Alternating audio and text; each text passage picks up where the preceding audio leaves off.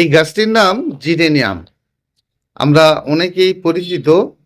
আর এই জিরেনিয়াম ফুল গাছকে কিন্তু আপনারা অনেক দিন বাঁচিয়ে রাখতে পারেন। অনেক দিন মানে ধরুন তা প্রায় 3 বছর 4 বছর আপনি বাঁচিয়ে রাখতে পারেন। তো কি করলে আপনি বাঁচিয়ে রাখতে পারবেন? আর এই গাছ থেকে আবার আপনি এর ডোকা কাটিং করে চারাও বানিয়ে নিতে পারবেন। তাহলে বন্ধুরা, এই গাছের বীজ থেকে আমরা সিজন ফ্লাওয়ার নামে কিন্তু করি এই গাছ। আবার এই গাছ থেকে আমরা প্রচুর পরিমাণে ফুলও পাই। আর গাছটি ভীষণ সুন্দর একটি গাছ, জিরেনিয়াম। তো সেই জন্য বলবো সকল বন্ধুকে যে এই গাছ কিন্তু আপনি রাখতে পারেন। ফুলগুলো ঠিক হাইডেঞ্জা ফুলের মতো দেখতে। তো এই গাছের যখন আপনার ঠিক বৃষ্টি অর্থাৎ বর্ষার সময়টা, এর ডগা কাটিং করে করে কিন্তু আপনারা অন্যান্য গাছের মতো এমনি প্লেন বালির মধ্যে বসাবেন বা কোকোপিটের মধ্যে বসাবেন বা মাটিতে বসালে খুব জল কম দেবেন। এবারে আপনারা যে হরমোন পাউডার মানে দিয়ে বসান দিতে পারেন বা এমনিই বসাতে পারেন। তবে মনে রাখতে হবে যে গরমের ভাব থাকা যাবে না। যখন আপনারা ডোকা কাটিং করবেন এর থেকে, সেটা কিন্তু সম্পূর্ণভাবে বর্ষা একদম একটা ঠান্ডা হাওয়া বইবে এরকম সময় কিন্তু আপনারা এই ডোকা কাটিং করে বসাবেন।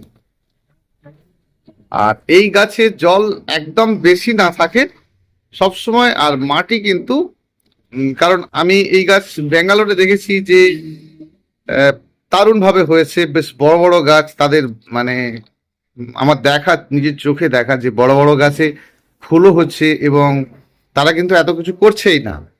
তো আমাদের এখানে যারা করবো আর কি এঁটেল মাটি টাটির মধ্যে, তাদেরকে বলবো যে অবশ্যই যেন অর্ধেক বালি অর্ধেক মাটি মেখে এই গাছটি করেন। তাহলে কি হবে, এই গাছ থেকে আপনি ভালো ফুলও পাবেন আর গাছটিকে কিন্তু বাঁচিয়েও রাখতে পারবেন। খুব সহজ একটি গাছ, আমরা এই গাছের রাখতে পারি। ফুলগুলো ভীষণ সুন্দর, আশা করি আপনাদের ভালো লাগবে। আর এর যদি মনে হয় যে ফুল দেখবেন, তাহলে জিরেনিয়াম ফ্লাওয়ার প্ল্যান্ট সার্চ করুন গুগল, ইউটিউব, যেখানে হোক, তাহলে কিন্তু এর আপনারা ফুলটা দেখতে পাবেন। আসি একটি পিস লিলি ফুলের গাছ। তো পিস লিলি ফুলের গাছ অ্যাকচুয়ালি একটু ছাওয়া রৌদ্রতে খুব হতে ভালোবাসে, মানে সম্পূর্ণ রৌদ্রে নয়, কিন্তু যেখানে ছাওয়া রৌদ্র হতে খুব ভালোবাসে। আর আপনি যদি শুধু মাটির মধ্যে দেন তাহলে কিন্তু এর ফুল আসতে অনেক সময় নেয়। তো এই একই রকম দেখতে গাছ হলেও এর অনেক ভ্যারাইটি রয়েছে। তো এটি কিন্তু হাইব্রিড প্রজাতি, আবার এরকমই দেখতে কিন্তু দেশীয় প্রজাতি, অর্থাৎ যেগুলো ফুল আসতে অনেকটা সময় নেয়। অর্থাৎ আপনি যেখান থেকে নেন না কেন হাইব্রিড বলে নেবেন কিন্তু, কারণ হাইব্রিডে প্রচুর পরিমাণে ফুল আসে। তবে এই গাছ সম্পূর্ণ ধুলোবালিতে হতে ভালোবাসে, ফুল দারুণ হয়। আবার এটা কিন্তু সম্পূর্ণ কোকোপিটেও যদি করেন তাহলেও কিন্তু আপনারা খুব ভালো করতে পারবেন। সম্পূর্ণ একেবারে গ্রাউন্ড বালি যেটা, সেটার মধ্যে যদি এই গাছ করেন এবং যেখানে আপনার ছাওয়া রৌদ্রতে রয়েছে সেখানে আপনারা গাছটিকে গড়ে ফেলেন, তাহলে কিন্তু খুব ভালো, মানে প্রচুর পরিমাণে ফুল পাবেন। আরেকটা আমরা যেটা জেনে নেব যে আমরা অনেকেই কি করি, বাড়ির ভেতরে রাখছি, মানে অনেক দিন ধরে রাখছি। তো বাড়ির ভেতরে কিন্তু আপনি গাছটি মানুষ করবেন না, অর্থাৎ ছাওয়া রৌদ্রতে গাছটি মানুষ করে ফেলুন। আর ফুল যখন আপনার গাছে ভরে ফুটে যাবে সেই সময় কিন্তু আপনি বাড়ির মধ্যে নিয়ে যান। তা 15 দিন 18 দিন 1 মাস পর্যন্ত আপনি রাখতে পারেন। আবার একটু রৌদ্র খাওয়ালে তাতে গাছের কোনো সমস্যা আসবে না। অর্থাৎ আপনি কিন্তু অবশ্যই এই গাছটি করলে প্রথমত গাছটি গড়ে নেবেন কিন্তু যেখানে ছাওয়া রৌদ্র, এবং সম্পূর্ণ কোকোপিটে আমরা যদি করি সেক্ষেত্রেও কিন্তু খুব ভালো করতে পারবো। আর এই গাছটি আমরা সম্পূর্ণ যখন কোকোপিটের মধ্যে করব, সেই কোকোপিট কিন্তু অনেক দিন রাখবো না। কোকোপিট ধরুন 6 মাস 7 মাস হয়ে গেছে, তারপরে কিন্তু আমরা ফেলে দিয়ে আবার নতুনভাবে এই গাছটি রোপণ করব। তাহলে কিন্তু পিস লিলির গাছও খুব ভালো করতে পারবো। মাঝে মধ্যে তো আমরা এমনি ফাঙ্গিসাইড ওষুধ দিই যে কোনো গাছেই, তো এই গাছের ক্ষেত্রেও কিন্তু মাঝে মধ্যে আপনারা ফাঙ্গিসাইড দেবেন। এই ফাঙ্গিসাইড বিষয় বলি, যে কোনো গাছকে যখন আমরা ফাঙ্গিসাইড দেব, কোন কোন কোন গাছের ক্ষেত্রে আমাদের ফাঙ্গিসাইডটা বেশি বেশি লাগে। দেখুন, যে সকল বন্ধুদের ছাওয়াযুক্ত স্থানে গাছ থাকে আর কি, ধরুন ব্যালকনির মধ্যে গাছ রেখেছেন, সেক্ষেত্রে তো আপনার সম্পূর্ণ রৌদ্র আসে না। মাটিটা কম বেশি সবসময় ভেজা ভাব থাকে, সেক্ষেত্রে আমি বলবো যাদের ছাওয়াযুক্ত স্থানে গাছ থাকে তাদেরকে বেশি পরিমাণে ফাঙ্গিসাইড ব্যবহার করতে হবে।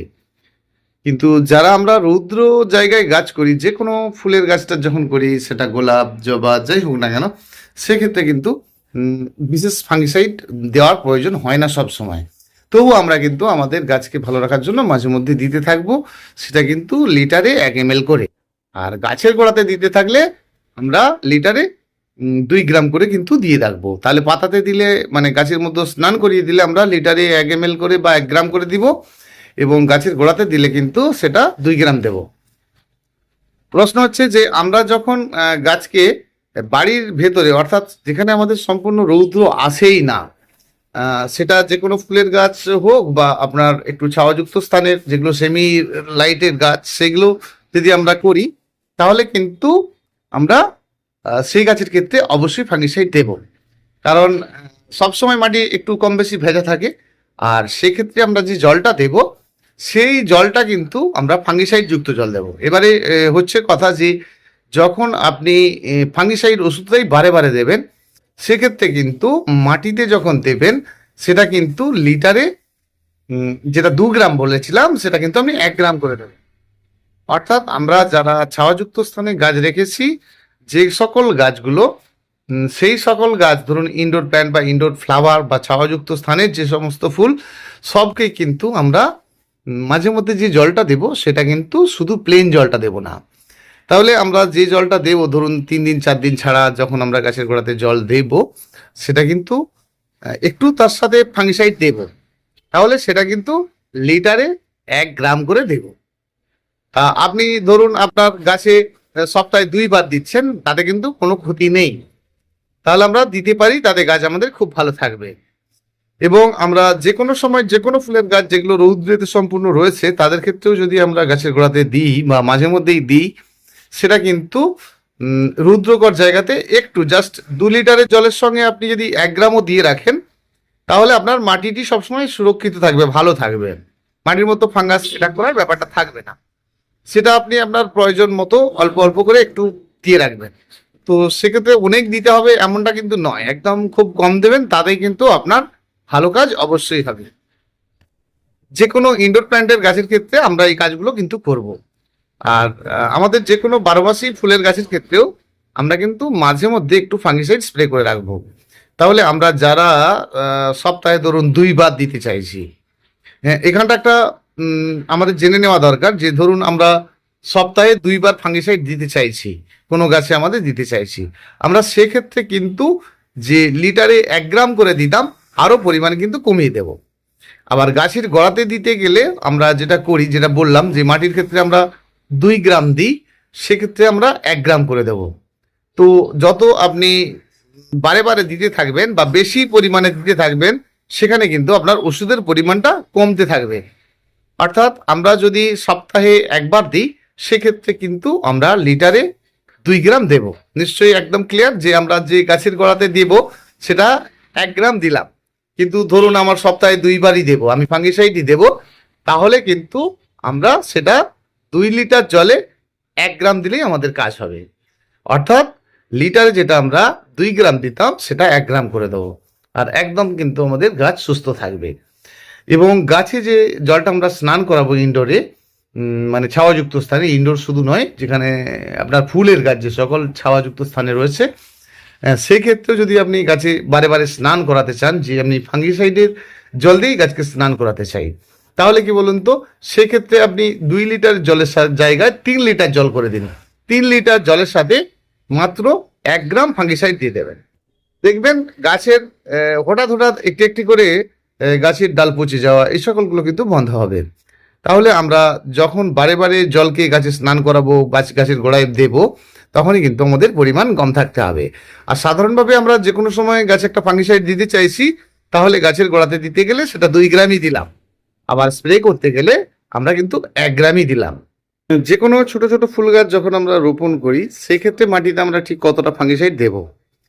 তো বন্ধুরা, আমরা আজকে ফাঙ্গিসাইডের সম্বন্ধেই কিন্তু বিশেষত জানবো, যে ফাঙ্গিসাইড আমরা কিভাবে ব্যবহার করব বা কি করলে আমাদের গাছ সবসময় ভালো থাকবে। যখন কোনো ফাঙ্গিসাইড আপনি মাটির মধ্য দিয়ে মাটি তৈরি করবেন, সেক্ষেত্রে কেমন করবেন? দেখুন বন্ধুরা, যখন আপনি মাটির মতো ফাঙ্গিসাইড দেবেন, তাহলে সেটা কি ভেজা মাটির মতো দেবেন না আপনি মাটি শুকনো করার পর দেবেন? এটা আপনাদেরকে জানতে হবে যে আমরা ফাঙ্গিসাইড তো দেব, সেটা মাটি শুকনোর পরে দেব না ভেজা অবস্থাতে দেব। আমি আপনাকে বলবো শুকনোর পরেও আপনি দিতে পারেন, ভেজার পরেও দিতে পারেন, দুটোর কাজ কিন্তু দুরকম। তাহলে আমরা যদি একবার ভালো করে মাটি, যখন ভেজা মাটি নিয়ে আসি, সেই মাটির মতো ফাঙ্গিসাইড একবার আমরা ভেজা মাটিতেই দিয়ে দিই, সেক্ষেত্রে কোনো ক্ষতি নেই। তবে মাটি শুকনো করে দেওয়ার পর যদি আপনি ফাঙ্গিসাইড দেন, তাতে কিন্তু বেশি ভালো কাজ হবে। অবশ্যই মাটিতে যখন আপনারা দেবেন, সেক্ষেত্রে কিন্তু কত দেবেন না, সেক্ষেত্রে কিন্তু যে জলটা নেবেন লিটারে 2 গ্রাম করে দেবেন।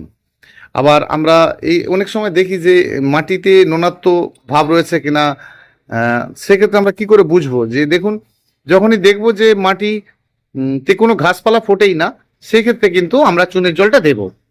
আর তা নইলে কিন্তু আমাদের চুনের জলটা দিয়ে মাটি তৈরি করার কোনো দরকারই নেই।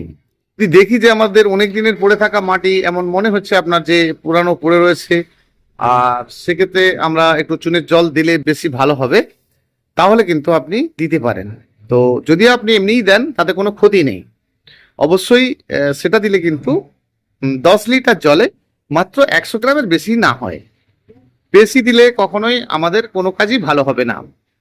আর গাছ রোপণের শুরুতেই আমরা যারা গাছ করি, প্রত্যেককেই অনুরোধ করব যে আমরা কিন্তু খুব সাধারণভাবে গাছ রোপণ করব। রোপণ করার সঙ্গে এই এত কিছু দেওয়ার কোনো প্রয়োজন নেই। আপনি জাস্ট এমনি প্লেনভাবে রোপণ করুন।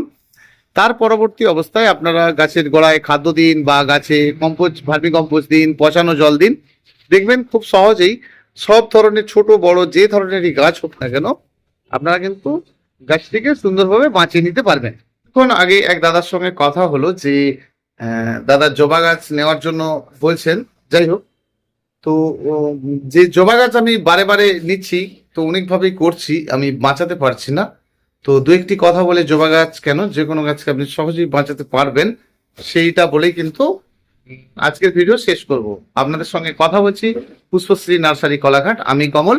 আর আমার ফোন নাম্বার 9609456194, 9609456194। তো দাদার সঙ্গে যেটা কথা হলো যে যে কোনো গাছ বসাতে গিয়ে গাছ কিন্তু পরবর্তী অবস্থায় ওনার গাছ একটু একটু করে মারা যাচ্ছে। আর এটা স্বাভাবিক যে কেন মারা যাচ্ছে।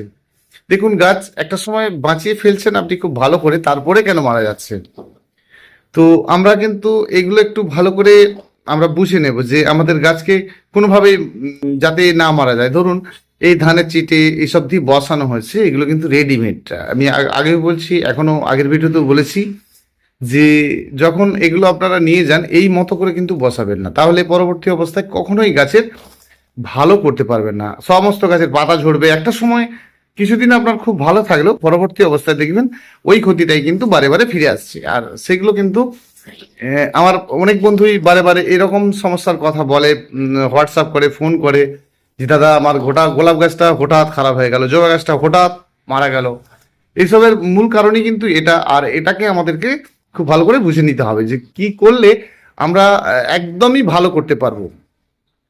দেখুন, আমরা যখন কোনো গাছ নিয়ে যাই, ধরুন এই এই যে গোলাপ গাছের গোড়ায় আপনি তুষ দেখছেন, তো অন্য কোনো গাছ থাকলে আমাদের কি থাকছে, সেটা সিন্ডার থাকছে।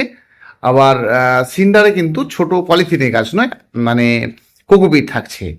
তো আমাদের প্রশ্ন হচ্ছে, যখন আমরা একটা মাটিযুক্ত গাছ নিয়ে যাই, এরকম মাটি সহ গাছ নিয়ে যাই, সেটা কি করছি, সিন্ডারের ভেতরে বসাচ্ছি। এবারে যখন আপনি এই গাছটাকে সিন্ডারের ভেতরে বসাচ্ছেন, তাহলে এর যে মাটির এই যে ধরুন এই মাটির ওয়েটটা কত, এটা ধরুন প্রায় 1.5 কেজির উপরে, মানে 1 কেজি প্লাস। তো যখন আপনি এটা একটু কমও নেবেন, ধরুন 200-300 গ্রাম মাটিকেও আপনি একটি সিন্ডারের মধ্যে বসাচ্ছেন, সেক্ষেত্রে কি হচ্ছে, আপনি যে জলটা দিচ্ছেন কোনটা দেখে দিচ্ছেন? তাহলে আপনি সিন্ডারকে দেখে দিচ্ছেন গাছে জল আছে কিনা, গাছে জল আছে কিনা। যখন আপনি সিন্ডারে জলটা দিচ্ছেন, তখন কিন্তু এই যে মাটি ওভার পরিমাণে জল পাচ্ছে আর একদম কাদা হয়ে যাচ্ছে। আপনাদের যে গাছ রয়েছে, আপনারা কিন্তু যদি এরকম করে থাকেন, একটু খেয়াল করে দেখুন, উপরে দেখছেন সিন্ডার শুকনো, আবার একটু মাটি খুলে দেখুন, মাটি গোড়াটা একদম সব সময় ভেজা। তো আমরা যেটা করি আর কি, যে এখানে তো এরকম গাছ এরকম পদ্ধতিতে করাই হয়। ধরুন যদি ধরি যে এটা হচ্ছে গোলাপ গাছ, এর গোড়ায় কিন্তু একটা গুটি রয়েছে। তাহলে গাছ তৈরি করতে গেলে একটা ছোট্ট করে গুটি বানানো হয়, সেক্ষেত্রে এরকম পুরো প্যাকেট সহ নয়। অর্থাৎ আপনি যদি এটাকে নিয়ে গিয়ে মাটিতে বসান তাহলে ধানের তুষটা ফেলবেন, আর যদি আপনি মাটি সহ নিয়ে গিয়ে সিন্ডারে বসান তাহলে কিন্তু আপনাকে যে মাটিটা থাকছে সেটা কিন্তু কমিয়ে ফেলতে হবে। জাস্ট গাছের গুটি আকৃতিটি করে নিতে হবে, ছোট্ট গুটি করে নিতে হবে, তাহলে আপনাদের কিন্তু সকল গাছ ভালো থাকবে। আমরা এই ভুলগুলো কিন্তু করে ফেলি অনেকেই। ধরুন আপনি যদি এই মাটির মধ্যে বসানো রয়েছে আর মানে কোকোপিট যুক্ত গাছটি আপনি কিনে এনে বসালেন, তাহলে কি হবে, সেই গাছটি ধীরে ধীরে খারাপ হতে থাকবে। আর এটাই কিন্তু সিস্টেম। আর এটা সবাই অনেকেই জানে, যারা কি বলবো যারা গাছপালা করে তারা কিন্তু জানে। আবার অনেকে জানে না যে ওই সহায় বসিয়ে ফেলেন, সেটা যেন না হয়, তাহলে কিন্তু আমাদের গাছের ক্ষতি হবে। বন্ধুরা, কয়েকটি ছোট্ট করে কয়েকটি বিষয় আপনাদের সঙ্গে শেয়ার করলাম। আর ভীষণ ভালো থাকবেন। আবার দেখা হচ্ছে আগামীকাল আরেকটি ভিডিওর সাথে। একদম সুস্থ থাকবেন। ধন্যবাদ সকল বন্ধুকে।